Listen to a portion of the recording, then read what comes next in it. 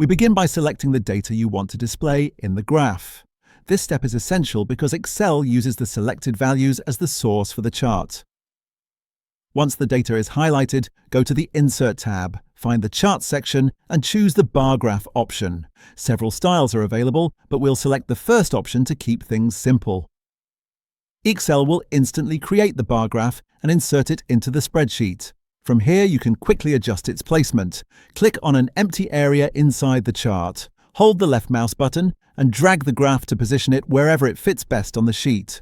Resizing the graph is just as easy. Click on any of the small circles located at the corners of the chart and drag outward to make it larger or inward to make it smaller.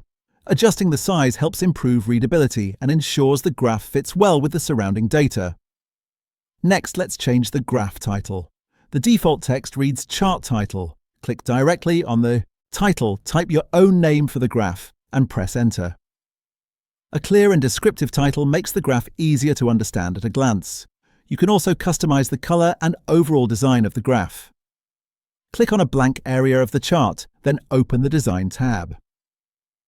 Use the Change Color option to select a color scheme that matches your preference.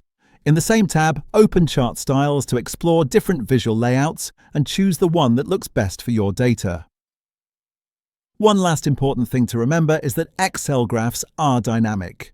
If you edit any values in the original data table, the graph will automatically update to reflect those changes, keeping your chart accurate at all times.